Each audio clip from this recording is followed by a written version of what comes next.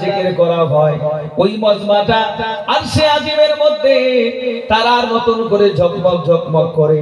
নবীজি বললেন গভীর রাত্রিবেলায় আকাশের দিকে চাইলে পরে লক্ষ লক্ষ তারকাগুলো যেমন করে ঝকমক ঝকমক করে, এই পৃথিবীর জমিনেতে যেই জায়গায় আল্লাহর জিকির করা হয়, আল্লাহর কথা আলোচনা করা হয়, ওই মজমাটা তারার মতন করে ঝকমক করে। জোরে বলুন সুবহানাল্লাহ। আমার বন্ধুগণ শুধু তাই নয়, আল্লাহর নবী বলেছেন এই কোরআনের মাহফিলে কোন মানুষ যদি 1 ঘন্টা যদি বসে, আল্লাহ রাব্বুল আলামিনের হাবিব বলেন আল্লাহ রাব্বুল আলামিন ওই বান্দার নামে আমারে ৭০,০০০ নফল নামাজের সওয়াব আল্লাহ তাআলা মোল্লামাই লিখে দেন। আমার ভাইরা, আমার বন্ধুগণ, সুতরাং আপনারা যারা কোরআনের মাহফিলে এসেছেন, আমরা অবশ্যই বলবো আমাদের ভাগ্য ভালো। যেরকম আমাদের ভাগ্য ভালো না? আমার ভাইরা জেনে রেখে দেন, আমি আপনাদেরকে বলতে চেয়েছিলাম যে আল্লাহর নবীকে জিজ্ঞাসা করতেছে। যেরকম কি করতেছে? আল্লাহর নবীকে জিজ্ঞাসা করতেছে, ইয়া রাসূলুল্লাহ বলুন তো দেখি ইসলামের মধ্যে সবথেকে ভালো আমল কি? সাহাবী জিজ্ঞাসা করলেন, আল্লাহর নবী বললেন সাহাবীরা জেনে রেখে নাও, এই পৃথিবীর মধ্যে সবথেকে ভালো আমল আল্লাহর কাছে হচ্ছে মানুষকে খানা খাওয়া। মানুষকে কি খাওয়া ভাই? মানুষকে খানা খাওয়া সবথেকে ভালো আমল। 2 নম্বর হচ্ছে সালাম, মানুষকে সালাম দিতে হবে, যেটা আমাদের বর্তমানকার মুসলমানেরা দিতে চায় না। সালাম দেয়, আবার চিন্তা করে দেখে এ আমার দল করে কি করে না, এ আমার থেকে ধনী না বেশি না গরিব, এগুলো চিন্তা করে সালাম দেয়। ধনীরা গরিবকে সালাম দেয় না, গরিবরা আবার মনে করেন সবাইকে সালাম দেয়। কি ভাই এরকম আছে না নাই? কি ভাই চিন্তা করে দেওবন্দি নাকি এ আহলে হাদিস না এ আবার বেরেলি, এগুলো চিন্তা করে করে আমরা সালাম দেই। যেরকম ঠিক কি না? আল্লাহর নবী কি বলেছে যে 2 নম্বর আমল হচ্ছে পৃথিবীর মধ্যে সবথেকে ভালো আমল, যে মানুষকে সালাম দিতে হবে। সালাম আপনি কাকে দিবেন আর কাকে দিবেন না আল্লাহর নবী তাও বলে দিলেন। কোন সুবহানাল্লাহ। আল্লাহর নবী বললেন দেখো সাহাবীরা, তোমরা যাকে চিনবে আলামান আরাফতা ওয়া মান লাম তারিফ, যাকে তোমরা চিনবে তাকেও সালাম দিবে, আর যাকে চিনবে না তাকেও সালাম দিবে। জোরে বলুন সুবহানাল্লাহ। আমার ভাইরা এখন বলেন আমার বাড়ি কোথায়? আমি পশ্চিমবঙ্গ থেকে এসেছি, আপনারা আমাকে চেনেন? কি ভাই চেনেন? চেনেন না, তারপরে আপনারা সালাম দিবেন কি না দিবেন? জোরে গান দিবেন কি না দিবেন? কেন দিবেন? মাথায় পাগড়ি, নবীর সুন্নাত দাড়ি আছে, জুব্বা আছে, এই মনে করে সালাম দিবেন। আমি আপনাদেরকে একটা কথা বলি, এই পৃথিবীর সমস্ত পৃথিবীর মধ্যে যাদের জনসংখ্যা 1 তারা হচ্ছে 230 কোটি। পৃথিবীর মধ্যে যাদের জনসংখ্যা 2 পৃথিবীর অন্য কোন ধর্মের লোক নয়, আমরা এই মুসলমান গোটা পৃথিবীর মধ্যে আমাদের জনসংখ্যা 200 কোটি। জোরে বলুন সুবহানাল্লাহ। শুধু তাই নয়, এই পৃথিবীর মধ্যে একটা জায়গা আছে, যেই জায়গার নাম হচ্ছে জাপান। যেরকম কি নাম বললাম? এই জাপানের মধ্যে 2010 সালে মুসলমানের জনসংখ্যা ছিল 1,10,00,000। গোটা পৃথিবীর সমস্ত নিউজ পত্রিকায় বলা হয়েছে জাপানের মধ্যে 2022 সালে 21 সালে যেটা গণনা হয়েছে, সেখানে মুসলমানের জনসংখ্যা 2,30,00,000। একটু জোরে বলুন সুবহানাল্লাহ। শুধু তাই নয়, ওখানকার স্থানীয় মানুষেরা মুসলমানের আখলাক দেখে, মুসলমানের ব্যবহার দেখে, মুসলমানের আদর্শ দেখে 50,000 মানুষ কলেমা পড়ে মুসলমান হয়েছে। একটু জোরে বলুন সুবহানাল্লাহ। কিন্তু আমার ভাইরা, আমি একটা কথা আপনাকে বলতে চাই, আজকে আল্লাহর নবী যে মুসলমান বানিয়ে গিয়েছে, নবী করিম সাল্লাল্লাহু আলাইহি ওয়াসাল্লাম যে আদর্শ আমাদেরকে দিয়েছে, সেই আদর্শ থেকে আমরা অনেক দূরে আছি। জোরে কোন ঠিক কি না?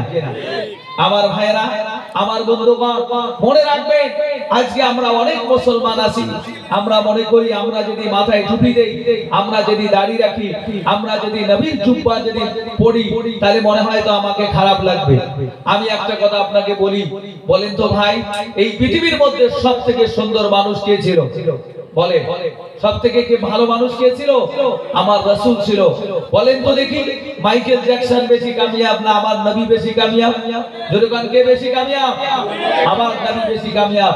আপনার হাতের মধ্যে অ্যান্ড্রয়েড মোবাইল আছে, আছে অ্যান্ড্রয়েড মোবাইল, সকলের হাতে অ্যান্ড্রয়েড মোবাইল আছে।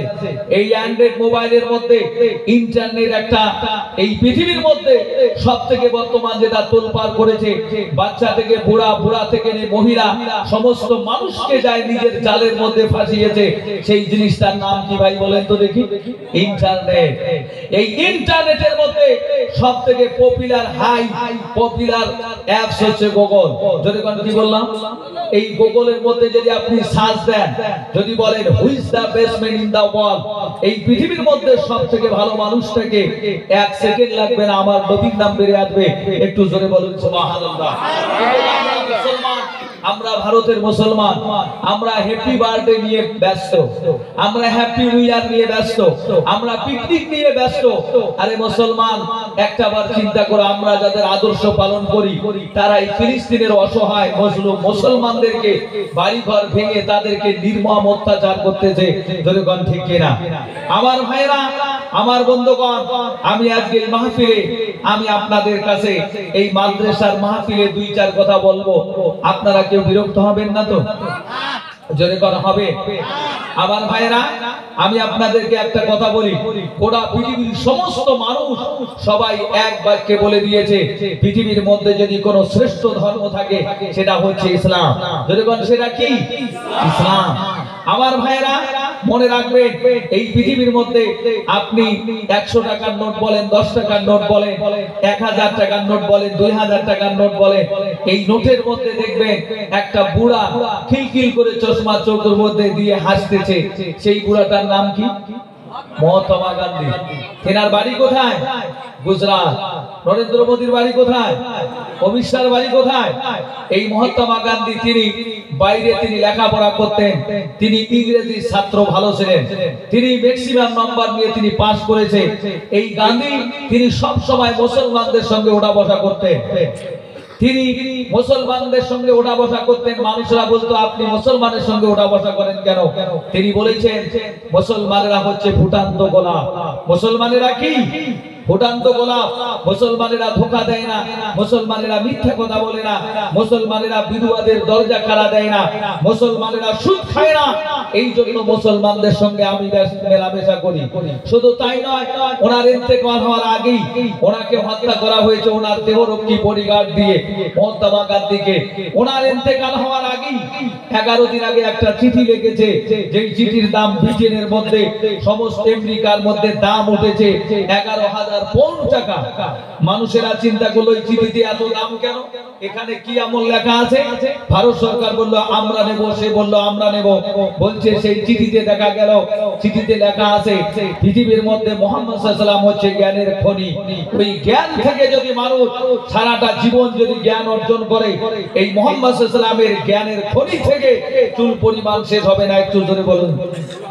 আমার ভাইরা, আমরা সেই মুসলমান, আমরা ইসলামী আদর্শ বাদ দিয়ে আজকে আমরা ইহুদি নাসরা মুশরিকদের কালচারে আমরা চলতেছি।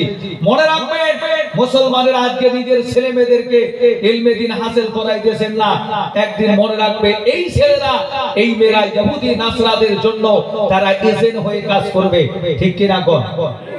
আমার ভাইয়েরা শুনে রেখে নাও, শুধু শিক্ষায় শিক্ষিত হলে হয় না, শিক্ষার 2টা প্রকার আছে। শিক্ষার কয়টা প্রকার? আপনি বিয়ে পড়েছেন, বিয়ে অনার্স করেছেন, আপনি জানেন 4 বইয়ের ক্লাসের মধ্যে লেখা আছে শিবচন্ডীর চুলের মাথার জট দিয়ে গঙ্গা নদী অতিবাহিত হয়েছে।